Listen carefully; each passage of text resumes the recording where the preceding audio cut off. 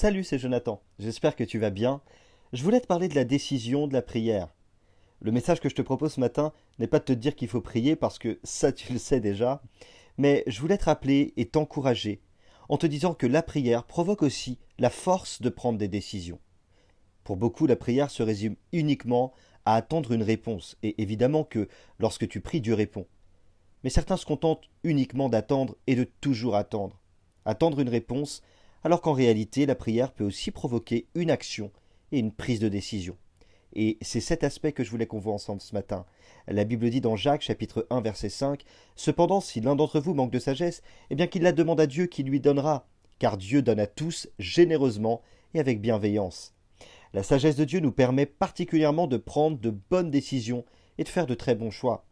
Personnellement, j'ai longtemps cru que lorsque je priais, il me suffisait d'être passif et d'attendre uniquement que Dieu me réponde sans rien faire.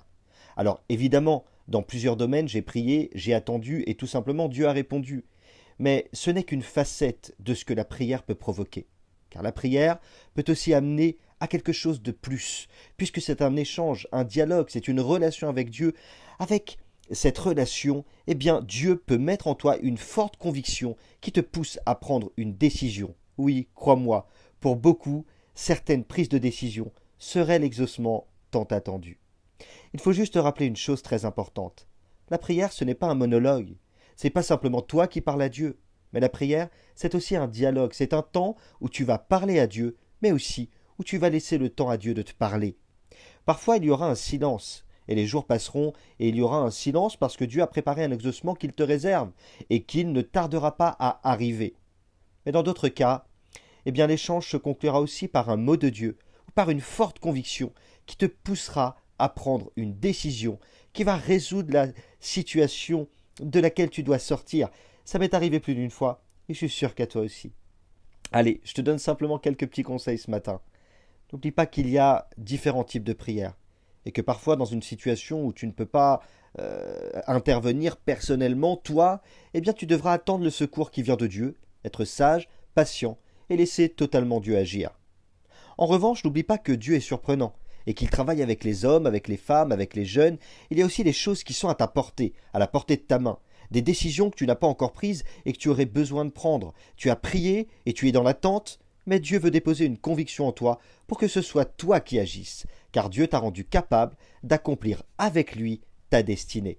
Enfin, rien n'est enfermé dans une boîte. Ce que je te dis ce matin, c'est pas une règle, juste un encouragement.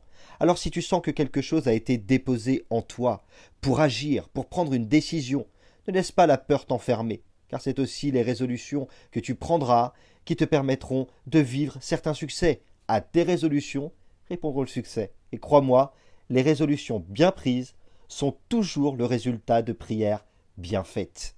Alors si tu sens que le silence est trop long, si tu ne vois pas la main de Dieu agir, peut-être qu'il est temps de tendre ton oreille, car Dieu a certainement quelque chose à te dire ou une conviction à déposer à l'intérieur de toi pour que tu puisses toi-même, avec sa force, résoudre la situation dans laquelle tu es et dont tu as besoin de sortir pour avancer et aller plus loin.